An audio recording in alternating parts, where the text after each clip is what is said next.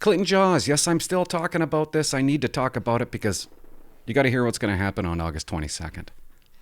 Mass Casualty Commission. Let me summarize this. I'll try my best to summarize this. Quick. I know you know the story. Wortman kills 22 people, including a police officer, Heidi Stevenson. He also kills a family, a mom and dad, last name Blair. Their children watched him execute their parents. So now they have this commission where they go through everything. They look at what the police did right, what they did wrong. You got to blame somebody. You have to blame the police, right? Oh, God. Do you see what's going on? It's the police's fault. You can never win as a police officer. You'll never win as a cop. Have we heard anybody blame the bad guy? Have we heard anybody blame Wortman? No, it's the cop's fault that he killed 22 people. If a psychopath wants to kill 22 people, a psychopath is going to kill 22 people. The public, the victims' families, they're mad at the police. The police are mad at each other. Have you seen this fight? Have you been watching this fight? Because it's a fight. I'm going to tell you why there's a fight going on between police. Own brothers and sisters, right? That you always hear that? They're my brothers, they're my sisters. Well, we fight a lot. The RCMP members, they fight each other. We eat our own. Tim Mills, leader of 𝐼RT, I believe, one of the leaders of 𝐼RT, who was heavily involved in this case, he's mad at RCMP management because they didn't follow up with him, with his team. They didn't care about his team. So he comes out and says, this is what I'm angry with. 𝐸𝐲_𝐚, she's mad at the RCMP commissioner, rightly so. Chris LEATHER, you're going to hear what he has to say. Man, I'm testifying here, but why are you avoiding what I really want to say? And I'm going to show you what he said the other day. RCMP commissioner, the leader of the RCMP, she's mad at everyone. She's upset. And we're going to discuss some of the words that she used in a meeting on April 28th. But to the public, what you're watching, it might appear to you that the RCMP is crumbling. They're blaming each other.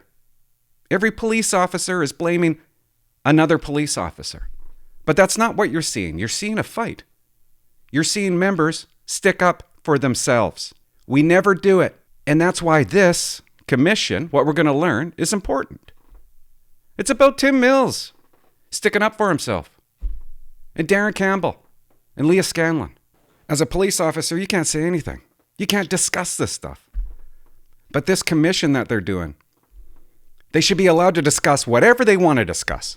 So why is the commissioner in hot water? Darren Campbell, all the police officers are supposed to turn in their information about this case so they can review it. Darren Campbell does that so the commission can review it. They take 4 pages of his notes and they don't allow the commission to see it. That's weird. Isn't that a little weird? Finally, it is shown. They read the 4 pages and Darren Campbell's discussing a meeting 1 week after the murders with the commissioner of the RCMP. Who's in this meeting? Darren Campbell, 𝐸𝐲_𝐚, Lee Bergerman, and LEATHER. His notes say that the commissioner's upset with them. The commissioner's mad at them because they won't divulge a list of guns that was used by the killer Wortman. Why does she want the list? Because Trudeau wants the list, according to Lucki.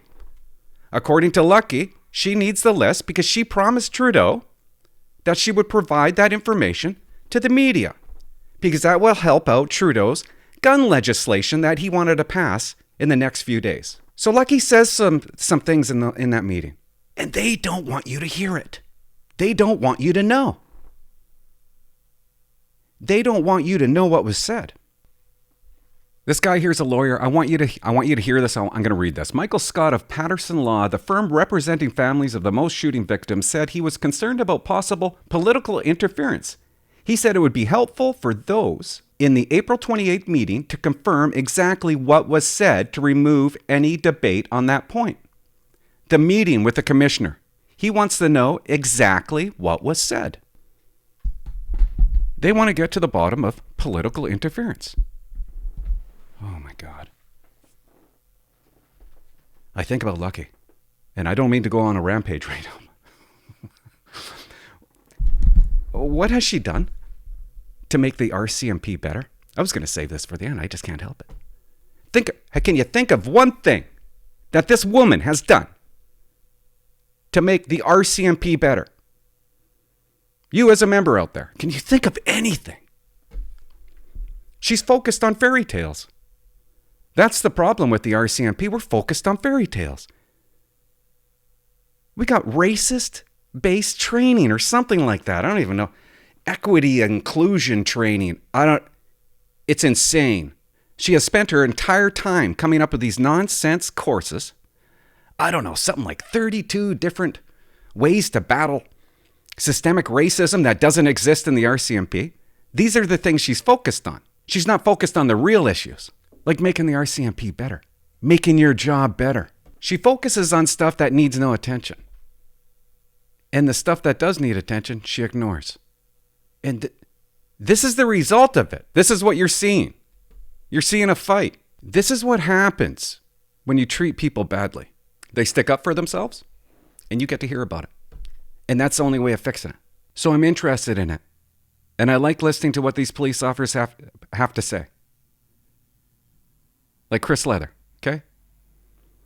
It's interesting what happened the other day. You might want to hear about it. I'm not going to spend too much time on it, but you might want to hear what they tried to do.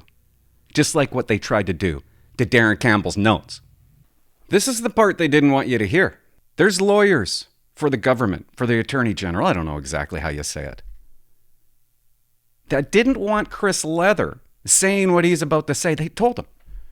They told him to avoid it. Avoid saying that.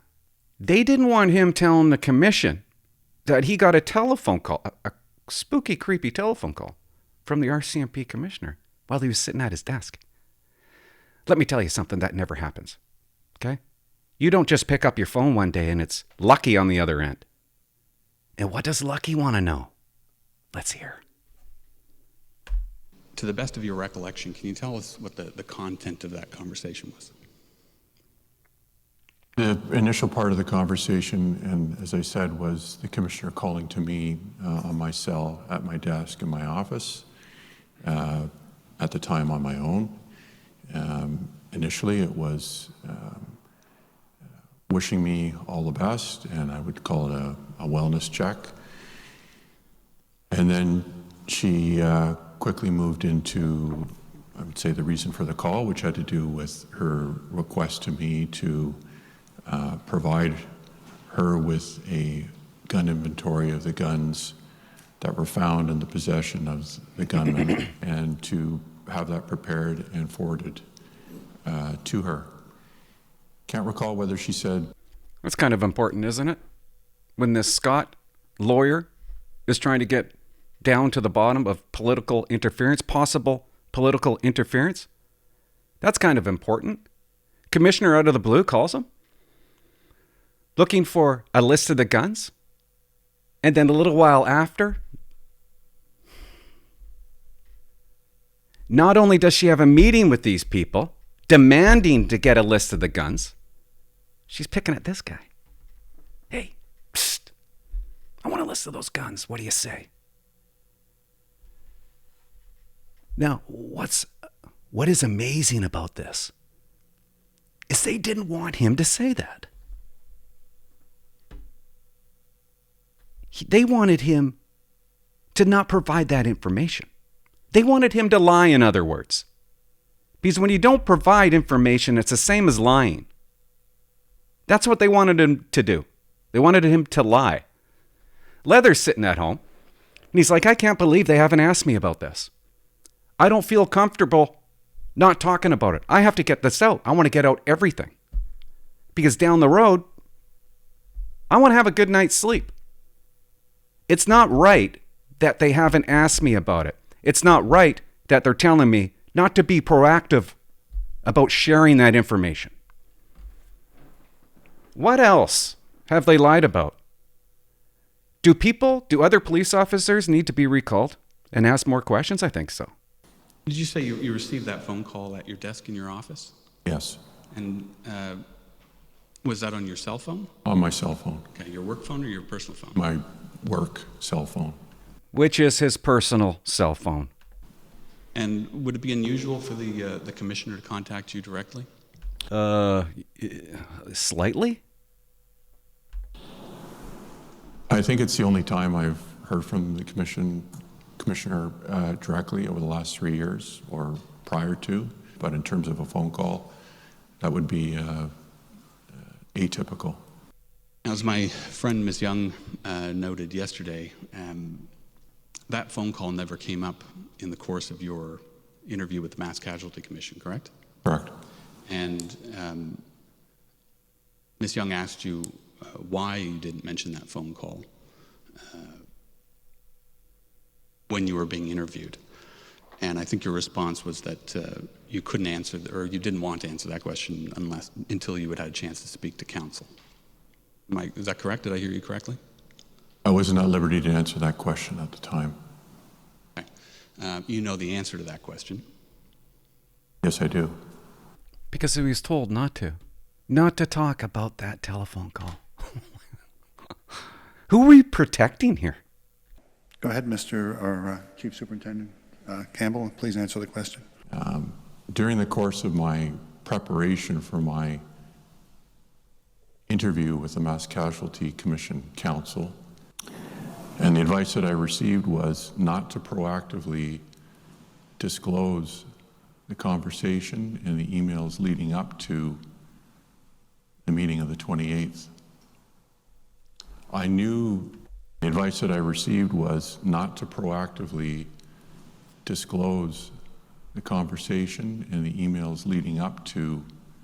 You hear that? Counsel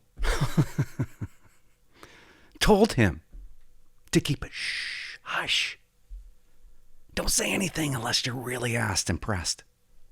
He came out and said, we need to talk about this. I don't feel comfortable. Why wouldn't I talk about the commissioner calling me before the April 28th meeting and discussing Wortman's guns? No. You keep that conversation hush unless you're pressed. And the emails. Now, does this not summarize Canada? Do we ever get the truth? He has to fight to tell the truth. The good people are trying to keep this from you. These are supposed to be good people. I knew from my notes and the emails that I had prepared and submitted that it was obviously relevant to what would become the infamous phone call of April 28th and the subsequent 𝐒𝐞𝐬 testimony of various witnesses, and was troubled by that and wanted their advice and was advised to take a reactive posture. My question was whether or not It's unbelievable. It's unbelievable. I don't know. Should I show more? What's the point? You get the point. I should proactively disclose that during the course of my MCC interview. If I could respond. Ms. Ward? I think there's been a misunderstanding. Of course. Between Chief Superintendent Leather and counsel. Anyways, so they don't like what he said. They're like, what? No, that's a misunderstanding, of course. Leather, you're misunderstood. So they make Leather, he has to leave now because the two sides are going to kind of argue and battle it out. He has to go in the hallway, and then he comes back in. We're going to skip over all that, I think. At no time did we advise Chief Superintendent Leather not to speak about it if it came up and not to speak the truth. But we were unaware of any connection. No, just don't proactively. Don't divulge it. Don't talk about it unless they make you talk about it. They had to review it, guys. Oh, this is just so hokey. The stuff you don't know about. My career, man, like there's so many things that I don't know about. There's so many things that members don't know about. What they're saying about you, what they're documenting about you. It reminds me of my career. You would be shocked if you pulled your records. You would be shocked if you pulled your health records and your personnel file. You'd be shocked at some of the emails that you would see. I'm beginning to think all of Canada is run this way. But I do not recall a discussion about the emails and the lead up to the meeting, and he was certainly, from our position, not advised not to tell the truth. I don't think the issue was ever to tell the truth. Or to hide anything. I think it was proactive versus reactive. Oops, thank you, Ms. Ward. Let's call the witness back then. Yeah, she doesn't have anything to say about that, eh? I think it was proactive versus reactive. Oh, yeah. Yeah, you're right. Man, when you dig, eh? You know what? There's so much more to talk about, but I'm not going to play the whole thing. I just wanted to, and I always go way too long with these things, but I just wanted you to see what they hide. This lawyer is trying to get to the bottom. He wants to know if there was political interference. Now, how's he supposed to do that?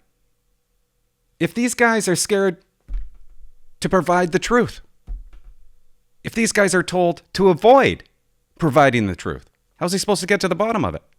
That meeting, April 28th, there was another person in that meeting with the commissioner. She's a cop, I believe, still. Her name's Lee Bergerman. I'm probably saying it wrong. She's given evidence August 22nd. She was part of that meeting with Lucki, where Lucki got really mad at them for not providing that list that she promised Trudeau. She promised Trudeau, I'll get a list. We're going to give that to the media. This is going to make Canada safer. You can easily pass your gun legislation now with a list of all the weapons that were used by Wortman. Darren Campbell in that meeting took notes saying that people were crying. Maybe it was one person. I don't know who that person was. But Lee is given evidence, and maybe it was her that cried. Are we going to get to the bottom of what was said in that meeting? Because I was told something, and I don't know if it's true, but I was told some pretty disturbing words were said in that meeting. Michael Scott wants to know exactly what was said. So Michael Scott, maybe you need to call Leah Scanlon back up. Was Leah Scanlon? Because I looked at her notes. There's a lot missing. It's almost like they're deleting pages of Leah Scanlon's notes. They don't want you to see everything that Leah Scanlon documented. I want to know what Leah Scanlon has to say now about this meeting. I'm being told that the commissioner called somebody, and I don't know if it's true, called somebody a horrible human in that meeting. One of the worst employees that she's ever worked with in that meeting. Now, why would somebody say that? Why would somebody use those words? To get what they want. Political interference. You're not going to give me what I want. So I'm going to tell you how terrible you are. And then maybe you'll change your mind. Those two boys that watched their parents be murdered in front of them, it's possible that Commissioner Lucki said, you've let those boys down by not providing this information. Could you imagine? You've let those boys down. These police officers are working on the biggest case of their lives. The damage that it has done to their brain. Then they have a meeting a week later. They're trying to regroup. And you got a boss saying those things to you, how terrible you are, how horrible you are. You're letting those boys down. Dispatch was on the phone for 2 hours with these boys. What was the commissioner doing during that time? Huh? What does she do? Sitting in her office, talking on the phone, eating a package of Rolos, just popping them in her mouth. You know she is. Laughing and giggling. And who can I harass and bully? I think we're forgetting who the bad guy is. I think we're forgetting who's responsible for the 22 murders. It's Wortman. It's not the police. But I get why we're all watching a fight. I don't know. I had to talk about it again. I think somebody in the meeting said, you effed with the wrong person. And I hope this all comes out. I mean, Michael Scott, He wants to know exactly what was said. Are you really going to get to the bottom of it? I don't know. Why do we blame each other? Why do we eat each other? Why are we so mean to each other? Sometimes the other side has to fight back. And that's what you're seeing. When you fight back, you never win. So I want to see a winner this time. That's what I want to see. You never win. But maybe this time we will. And then maybe we can finally get back on track. Do you remember when the RCMP was on track? I do. Maybe we get back to that. Get somebody in there really good, really smart, filled with common sense, who knows this systemic racism BS is just a phony baloney fairy tale. Years of work have been on it now. Years of work when we're not focusing on the real issues. How do you make your job better? Why can't you do that? Is that so hard? Could you imagine if that was your vision? I don't know. I don't know if I'm going to use any of this. I don't know if I made any sense, but thanks for watching, and bye-bye. What's that?